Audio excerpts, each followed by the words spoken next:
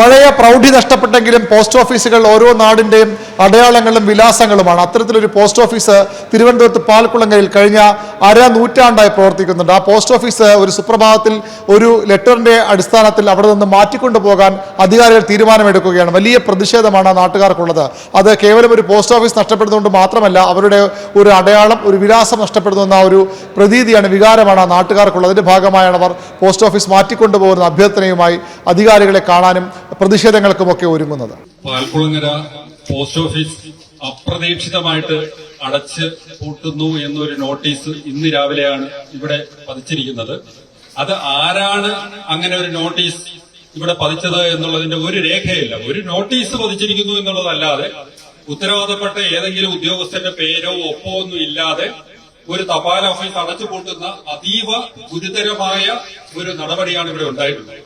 അപ്പൊ അത് ഈ നാട്ടിലെ ഈ ഇരിക്കുന്നതും വളരെ ഗുരുതരമായ ഒരു സ്ഥിതിവിശേഷമാണ് ഉണ്ടാക്കുന്നത്. ഒരു ജനങ്ങളുമായി നിത്യമെന്നോളം ബന്ധപ്പെടുന്ന ഒരു തീരുണ്ട്. അതുപോലെയല്ല ഇത് ഇപ്പോ പോസ്റ്റൽ മേഖലയിൽ തന്നെ ഇത് അടച്ചുപൂട്ടണമെന്നാണ് ആവശ്യം ഉന്നയിച്ചിരിക്കുന്നത്. അപ്പോ അത് അതീവ രഹസ്യമായാണ് ഇത് അടച്ചുപൂട്ടാനുള്ള ഒരു നീക്കം നടക്കുന്നത്. ഇത് ആരെ സഹായിക്കാനാണ് എന്നുള്ളത് നമ്മൾ ഓർക്കണം. നമ്മുടെ വീട്ടകങ്ങളിലേക്ക് തപാൽ ബാങ്കിംഗ് സൗകര്യങ്ങളും സേവനങ്ങളും എത്തുന്നതിനുള്ള രാജ്യമൊട്ടാകെ പ്രവർത്തനങ്ങൾ നടക്കുന്നു എന്ന് വീമ്പ് പറയുന്ന ഒരു കാലത്താണ് ഏറ്റവും സൗകര്യപ്രദമായ, ഏറ്റവും ലാഭകരമായി പ്രവർത്തിക്കുന്ന ഒരു പോസ്റ്റ് ഓഫീസ് അടച്ചുപൂട്ടുന്നതിനുള്ള ഒരു നീക്കം നടക്കുന്നത്. മാത്രമല്ല, ഇത് ഇവിടുന്ന് തൊട്ടടുത്ത് കൈതമുക്കിലേക്ക് മാറ്റുന്നു എന്നാണ് പറയപ്പെടുന്നത്. അത് സംബന്ധിച്ചൊന്നും നമുക്കൊന്നും ആധികാരികമായിട്ട് ഒരു അറിയിപ്പ് വന്നിട്ടില്ല, ഇവിടെ ഒന്നും എഴുതിയിട്ടിട്ടുമില്ല. അപ്പൊ അങ്ങനെ പറഞ്ഞു കേൾക്കുന്നത്.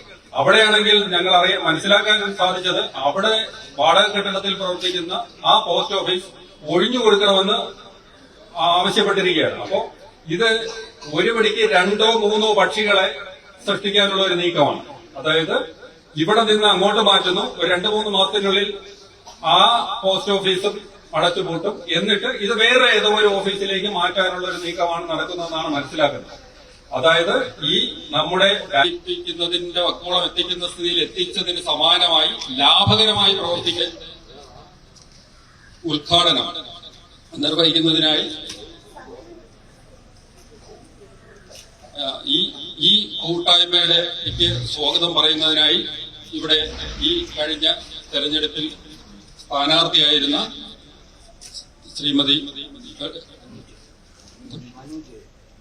അനു ജയനെ വളരെ സ്നേഹത്തോടുകൂടി ക്ഷണിക്കും.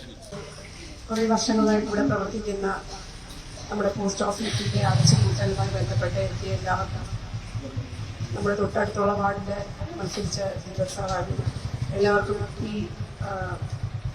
പ്രതിഷേധ പരിപാടിയിലേക്ക് സ്വാഗതം അർപ്പിക്കുന്നു. ഉച്ചവരെയുള്ള ഒരു ഡെപ്പോസിറ്റിൽ തന്നെ നല്ലൊരു തുക പിരിയുന്ന ഈ പോസ്റ്റ് ഓഫീസ് എന്തുകൊണ്ട് വേറൊരിടത്തോട്ട് മാറ്റുന്നു എന്നുള്ളത് എത്ര ആലോചിച്ചിട്ട് മനസ്സിലാവുന്നില്ല. അതായത് വാടക കൊടുക്കുന്ന സ്ഥിരമായിട്ടുള്ള ഗവൺമെന്റിന്റെ ഒരു ഓഫീസാണ് ഇപ്പൊ പോസ്റ്റ് ഓഫീസായിട്ട് ഇവിടെ നിലവിൽ നിൽക്കുന്നത്. അങ്ങനെയുള്ളൊരു സ്ഥാപനം വേറൊരു വാർഡിലോട്ട് വാടക കെട്ടിടത്തിലോട്ട് മാറുന്നത് എന്തിനാണ്? അപ്പം ഇവിടെ ഇനി എന്താണ് ഈ പകരം ഇവിടെ വരാൻ പോകുന്നതെന്നും മനസ്സിലാവുന്നില്ല. ഇവിടെയുള്ള ആൾക്കാർക്ക് നിങ്ങൾക്ക് എല്ലാവർക്കും അറിയാവുന്നതാണ്, ഇവിടെ ബസ് റൂട്ടില്ല. തൊട്ട് ഇവിടെയുള്ള വാർഡിലുള്ള എല്ലാവർക്കും ഉപയോഗപ്രദമായ ഒരു പോസ്റ്റ് ഓഫീസാണ്. ഒരുപാട് പേർക്ക് പാൽക്കുളങ്ങര വാർഡിൽ തന്നെ ഡെപ്പോസിറ്റ് ഉള്ള ഒരു പോസ്റ്റ് ഓഫീസാണ്. അപ്പോൾ ആ പോസ്റ്റ് ഓഫീസിനെ മാറ്റുന്നത് കൊണ്ട് ഈ വാർഡിലുള്ള എല്ലാവരും വേറെ എവിടെയെങ്കിലും പോയി ഡെപ്പോസിറ്റ് ചെയ്യാൻ, അല്ലെങ്കിൽ സ്റ്റാച്യൂലോ അല്ലെങ്കിൽ വഞ്ചൂരോ ആ നേരെ ക്രോസ് ചെയ്ത് നമ്മുടെ പാലത്തിന്റെ അങ്ങ് പോസ്റ്റ് ഓഫീസ് ഇന്നലെ ഒരു ദിവസം കൊണ്ടാണ് ഇന്നൊരു നോട്ടീസ് വന്നിരിക്കുന്നത്. 16-ാം തീയതി ഇത് അടച്ചു പോകുന്നു. ഇനി വെറും അസോസിയേഷൻ ഭാരവാഹികളും ഇത് ഒറ്റക്കെട്ടായി നിൽക്കണം. പോസ്റ്റ് ഓഫീസ് സ്വകാര്യവൽക്കരിക്കുന്നതിന് വേണ്ടിയിട്ട് രാജ്യം ഭരിക്കുന്ന നരേന്ദ്രമോദി ഗവൺമെന്റ് എടുത്തിട്ടുള്ള തീരുമാനം എല്ലാം സ്വകാര്യവൽക്കരിക്കുക, നാടിന്റെ പൊതുസ്വത്തായിട്ടുള്ള എല്ലാ സ്ഥാപനങ്ങളും സ്വകാര്യവൽക്കരിച്ചുകൊണ്ടിരിക്കുകയാണ്. ഘട്ടം ഘട്ടമായിട്ടാണ് ഇതിനെ സ്വകാര്യവൽക്കരിക്കുന്നത്. ഇപ്പോ നമ്മുടെ നാട്ടിൽ നന്നായിട്ട് പ്രവർത്തിച്ചിരുന്ന LIC സ്വകാര്യവൽക്കരിക്കുക, നമ്മുടെ നാട്ടിൽ പ്രവർത്തിച്ചുകൊണ്ടിരുന്ന ബാങ്കിംഗ് സെക്ടർ മുഴുവൻ സ്വകാര്യവൽക്കരിക്കുക, നമ്മുടെ നാട്ടിൽ പ്രവർത്തിച്ചുകൊണ്ടിരുന്ന BSNL ഉൾപ്പെടെയുള്ള ഏറ്റവും വലിയ പൊതുമേഖലാ സ്ഥാപനമെന്ന് നമ്മളെല്ലാം രേഖപ്പെടുത്തിയിട്ടുള്ള BSNL സ്വകാര്യവൽക്കരിച്ചുകൊണ്ട് ഇരിക്കുക. എല്ലാ ലാഭത്തിൽ പ്രവർത്തിക്കുന്ന പബ്ലിക് സെക്ടർ കമ്പനികളും സ്വകാര്യവൽക്കരിക്കുകയാണ്. നമ്മുടെ സംസ്ഥാനത്ത് തന്നെ ഏറ്റവും കൂടുതൽ ലാഭത്തിൽ പ്രവർത്തിച്ചുകൊണ്ടിരിക്കുന്ന ഒരു സ്ഥാപനമാണ് HLL എന്ന് പറയുന്ന സ്ഥാപനം. കോവിഡ് കാലഘട്ടത്തിലാണ് ആ സ്ഥാപനത്തെ കുറിച്ച് നമ്മൾ വളരെ ബഹുമാനത്തോടുകൂടി നാട്ടിൽ പറയാനായിട്ട് ഇടപെടുന്നത്. നമ്മുടെ കോവിഡ് ക്രൈസിസ് മാനേജ് ചെയ്യുന്നതിനകത്ത് ഏറ്റവും കൂടുതൽ സേവനങ്ങൾ നൽകിയത് ആര് എന്ന് ചോദിച്ചാൽ എല്ലാവരും പറയുന്ന ഒരു ഉത്തരവ് എന്ന് പറയുന്നത് HLL എന്ന് പറയുന്ന സ്ഥാപനമാണ്. അതിന്റെ ബാലൻസ് ഷീറ്റ് എടുത്താൽ തന്നെ നമുക്ക് കാണാൻ വേണ്ടിയിട്ട് പറ്റും. ആ പൊതുമേഖലാ സ്ഥാപനം എന്ന് പറയുന്നത് 500 കോടി രൂപ ലാഭത്തിൽ പ്രവർത്തിക്കുന്ന ഒരു പൊതുമേഖലാ സ്ഥാപനം. പണ്ടൊക്കെ നമ്മുടെ നാട്ടിനകത്ത് ഇത് സ്വകാര്യവൽക്കരിക്കുമ്പോൾ പറഞ്ഞിരുന്ന ഒരു ന്യായമെന്ന് പറയുന്നത് പ്രോഫിറ്റ് മേക്കിംഗ് ബോഡിയല്ല എന്നാണ് പറഞ്ഞത്. പക്ഷെ HLL പോലുള്ള സ്ഥാപനം എന്ന് പറഞ്ഞാൽ നമുക്ക് അഭിമാനത്തോടുകൂടി കേരളത്തില് ജനങ്ങളാകെ ഒരുമിച്ച് പറയുന്നതാണ് കേരളത്തിലെ ഏറ്റവും വലിയ പൊതുമേഖലാ സ്ഥാപനത്തിൽ ഒന്ന് ഏതെന്ന് ചോദിച്ചാൽ നമ്മുടെ HLL. അതിനെ സ്വകാര്യവൽക്കരിക്കാൻ വേണ്ടിയിട്ട് തീരുമാനിച്ചു. നമ്മുടെ ITDC ആയിട്ടുള്ള എനിക്കറിയാമെന്നുള്ളത് എനിക്കറിയില്ല, കുറച്ച് വർഷങ്ങൾക്ക് മുമ്പാണ് സ്വകാര്യവൽക്കരണം. അന്ന് വാജ്പേയി പ്രധാനമന്ത്രിയായിരുന്ന സമയത്താണ് ഈ പറയുന്ന BJPയുടെ നേതൃത്വത്തിൽ നമ്മുടെ രാജ്യത്തിനകത്ത് നമ്മുടെ സംസ്ഥാനത്ത് കോവളം ഹോട്ടൽസ് എന്ന് പറഞ്ഞിട്ട് ITDCയിൽ ഒരു ഏറ്റവും പ്രധാനപ്പെട്ട ഹോട്ടൽ ഉണ്ടായിരുന്നു. അങ്ങനെ നാട് മുഴുവൻ സ്വകാര്യവൽക്കരിക്കാൻ വേണ്ടിയിട്ടുള്ള തീരുമാനമെടുക്കണം. നമ്മുടെ എയർപോർട്ടുകൾ ഒരു സുപ്രഭാതത്തിലാണ് ഈ പറയുന്നത് പോലെ തന്നെ ഇത് തന്നെ ഏറ്റവും ഓൾഡസ്റ്റ് എന്ന് പറയാൻ വേണ്ടിയിട്ട് പറ്റുന്ന ഏറ്റവും നല്ല സിറ്റിക്കകത്ത് പിന്നെ പ്രവർത്തിക്കുന്നതാണ് നമ്മുടെ ഈ പറയുന്ന ട്രിവാൻഡ്രം ഇന്റർനാഷണൽ എയർപോർട്ട്. അത് സ്വകാര്യവൽക്കരിക്കുകയാണ്. ആ രൂപത്തിൽ തന്നെ ഒരു സ്വകാര്യ ഏജൻസിയുടെ കീഴിലാണ്. ഇത്തരം വൻകിട കോർപ്പറേറ്റ് കുത്തകകളുടെ കയ്യിലേക്ക് ഇതിങ്ങനെ ഓരോന്നോരോന്നായിട്ട് കൊടുത്തുകൊണ്ടിരിക്കുന്നതിന്റെ ഭാഗമായിട്ടാണ് ഇന്നിപ്പോ ഈ പറയുന്ന നമ്മുടെ പ്രവർത്തിച്ചുകൊണ്ടിരിക്കുന്ന ആൾക്കുളങ്ങരയിൽ പ്രവർത്തിച്ചുകൊണ്ടിരിക്കുന്ന ഈ പോസ്റ്റ് ഓഫീസിന്റെ പൂട്ടാൻ വേണ്ടിയിട്ടുള്ള ഉത്തരവ് വന്നിരിക്കുന്നു. അതിനു വേണ്ടിയിട്ടുള്ള നിയമനിർമ്മാണങ്ങൾ നിങ്ങൾ ഓർക്കുന്നുണ്ടോ എന്നുള്ളതിനെ സംബന്ധിച്ച് എനിക്കറിയില്ല. 2023 പാർലമെന്റിനകത്ത് ഇന്ത്യയുടെ പോസ്റ്റൽ സർവീസിനെ സംബന്ധിച്ചൊരു ഭേദഗതി കൊണ്ടുവന്നു. ആ ഭേദഗതി എന്ന് പറയുന്നത് ഇന്ത്യ കണ്ടിട്ടുള്ള ഇന്ത്യക്കകത്ത് പാർലമെന്റിനും അതിനു മുമ്പും ഒക്കെ നിന്നിട്ടുള്ള പോസ്റ്റൽ നിയമം ചട്ടങ്ങളെയാണ് അവര് ഈ പറയുന്ന ഭേദഗതി കൊണ്ടുപോകുന്നത്. അതിനു മുമ്പായിരുന്നെന്നുണ്ടെങ്കിൽ എന്ത് ഭേദഗതികൾ വരണമെന്നുണ്ടെങ്കിലും ഇന്ത്യൻ പോസ്റ്റൽ സർവീസിനെ സംബന്ധിച്ച് എന്ത് മാറ്റങ്ങൾ വരുത്തണമെന്നുണ്ടെങ്കിലും അത് പാർലമെന്റിന് വിധേയമാക്കിക്കൊണ്ടാണ് ചെയ്തിരുന്നതെങ്കിൽ ആ പുതിയ നിയമത്തിനകത്ത് വന്നിട്ടുള്ള ഇന്ത്യൻ പോസ്റ്റൽ സർവീസിന്റെ അമെന്റ്മെന്റിനകത്ത് പറയുന്നത് അതെല്ലാം DGയുടെ ഭാഗത്തുകൊണ്ട് ചെയ്താൽ മതി, പാർലമെന്റിൽ കൊണ്ടുവരേണ്ടത് കാര്യം. അന്ന് ന്യായീകരണമായിട്ട് ഇവര് പറഞ്ഞിരുന്നതെന്ന് പറഞ്ഞാൽ ഇന്ത്യൻ പോസ്റ്റൽ സർവീസിനെ കുറെ കൂടി മെച്ചപ്പെടുത്തുന്നതിന് വേണ്ടിയിട്ടുള്ള കാരണങ്ങളാണ് പറഞ്ഞത്. നെക്സ്റ്റ് ജനറേഷൻ പോസ്റ്റൽ സർവീസ് എന്നാണ് പറഞ്ഞത്. അന്നത്തെ കമ്മ്യൂണിക്കേഷൻ മന്ത്രി രാജ്യസഭയ്ക്കകത്ത് നമ്മുടെ ഈ പറയുന്ന MP-മാര് അവിടെ ചോദിച്ചപ്പോഴത്തേക്ക് ചോദ്യോത്തരമായിട്ട് ചോദിച്ചപ്പോഴത്തേക്ക് അവര് പറഞ്ഞത് ഇത് ഭേദഗതികൾ കൊണ്ടുവരുന്നുണ്ട്, ഭേദഗതികൾ കൊണ്ടുവരുന്നത് ഒരു നെക്സ്റ്റ് പോസ്റ്റൽ സർവീസിന് വേണ്ടിയിട്ടുള്ള ഭേദഗതി. പക്ഷെ അങ്ങനെ ആയിരുന്നില്ല അവരുടെ ഉദ്ദേശം. അന്ന് തന്നെ പാർലമെന്റിനകത്ത് കടുത്ത പ്രതിഷേധം വന്നപ്പോഴത്തേക്ക് പറഞ്ഞത് ഇത് ഇന്ത്യൻ പോസ്റ്റൽ സർവീസ് എന്ന് പറയുന്നത് പാർഷ്യലി, അതായത് ഘട്ടം ഘട്ടമായിട്ട് സ്വകാര്യവൽക്കരിക്കുന്നതിന് വേണ്ടിയിട്ടുള്ള നീക്കങ്ങളാണ്. അതിനെ തുടർന്നാണ് ഇപ്പോ എന്താണ് ഈ പറയുന്നത് പോലെ തന്നെ നമ്മുടെ നാട്ടിൽ പ്രവർത്തിച്ചുകൊണ്ടിരിക്കുന്ന 100 കണക്കിന് പോസ്റ്റൽ സർവീസുകൾ ലാഭത്തിന്റെ പേര് പറഞ്ഞു. ഒരു ഭാഗത്ത് ഡിജിറ്റൽ സർവീസ് അവിടെ നമ്മൾ ആരംഭിക്കുമെന്ന് പറഞ്ഞിട്ട് ഡിജിറ്റൽ പോസ്റ്റൽ സർവീസിലേക്ക് പോകുമെന്ന് ഒരു ഭാഗത്ത് പറയും. മറുഭാഗത്ത് എന്ന് പറയുന്നത് ഇതുപോലുള്ള പിന്നെ പോസ്റ്റ് ഓഫീസുകളെ ലാഭമല്ല എന്ന് പറഞ്ഞിട്ട് നമ്മളൊക്കെ നേരത്തെ പറയുന്നതാണ് 2-3 വാക്കുകൾ നമ്മൾ എപ്പോഴും പറയുന്നതാണ്. എന്താണ് അൺഎക്കണോമിക് എന്ന് പറയാറുണ്ട്, അല്ലെങ്കിൽ നോട്ട് പ്രോഫിറ്റബിൾ ഓർഗനൈസേഷൻ എന്ന് പറയാറുണ്ട്. ഇങ്ങനെയൊക്കെ നമ്മൾ അതിനകത്ത് പല കാരണങ്ങൾ അതിനകത്ത് പറയാറുണ്ട്. പക്ഷെ ഇതിന്റെ ലക്ഷ്യമെന്ന് പറയുന്നത് എന്താണ്? ഇങ്ങനെയുള്ള സ്ഥാപനങ്ങൾ അടച്ചുപൂട്ടിയിട്ട് മർജ് ചെയ്യുന്നു എന്നുള്ളതാണ് പറയുന്നത്.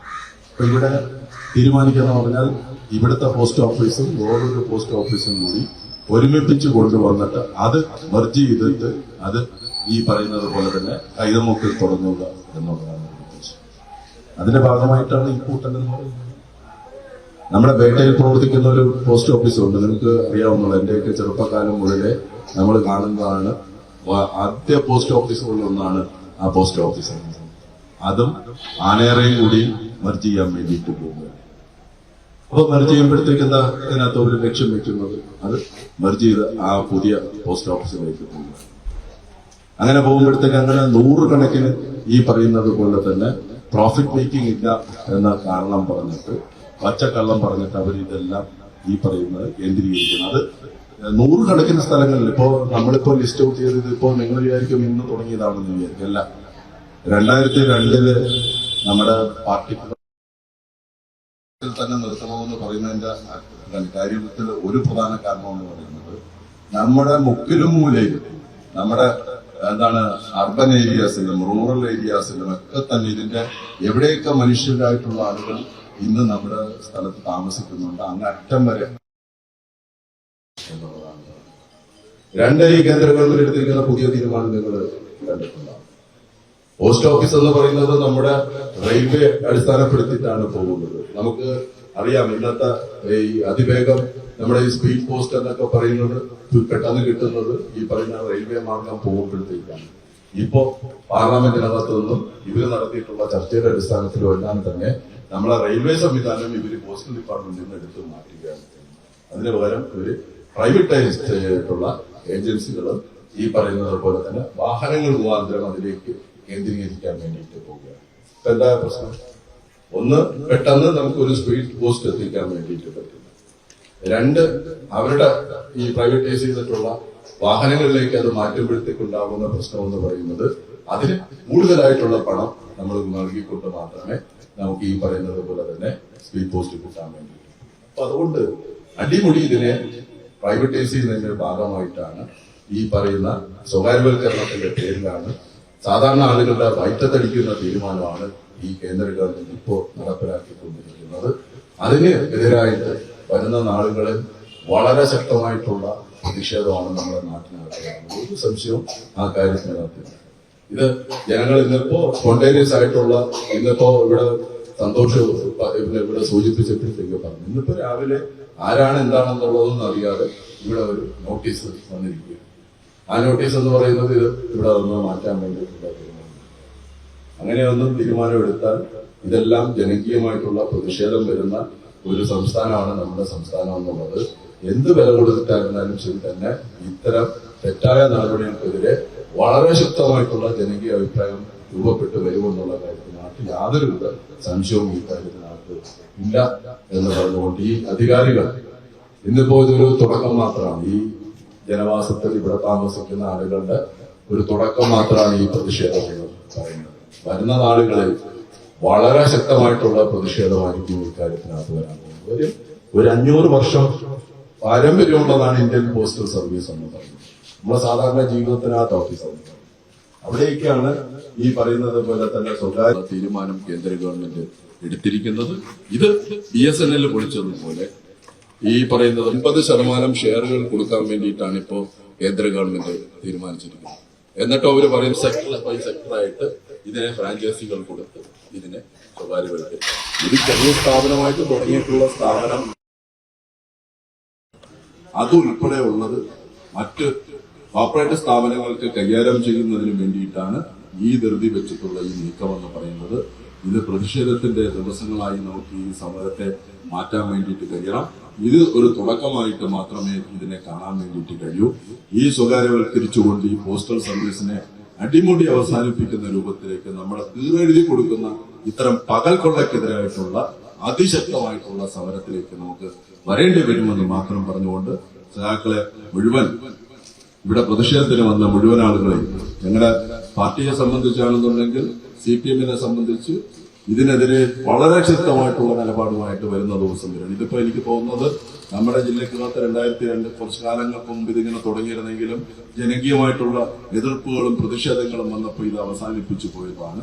പക്ഷെ അത് വീണ്ടും വരുന്ന ഒരു ഘട്ടത്തിലേക്ക് ഇനി വരാൻ പോകുന്ന നാളുകളിൽ ഇതിന് നേതൃത്വം കൊടുക്കുന്നതിന് വേണ്ടിയിട്ട് നാട്ടിലെ പുരോഗമന പ്രസ്ഥാനമായിട്ടുള്ള CPM ഉൾപ്പെടെയുള്ള പ്രസ്ഥാനം വളരെ ശക്തമായിട്ട് ഇതിനെതിരെ മുന്നോട്ട് വരുമെന്ന് മാത്രം പറഞ്ഞുകൊണ്ട് നിങ്ങൾ ഈ നടത്തുന്ന പ്രതിഷേധ സമരം എല്ലാവരുടെയും അനുഭവത്തോടുകൂടി തന്നെ ഉദ്ഘാടനം ചെയ്തതായി അറിയിച്ചുകൊണ്ട് എന്റെ വാക്കുകൾ ചെയ്യും.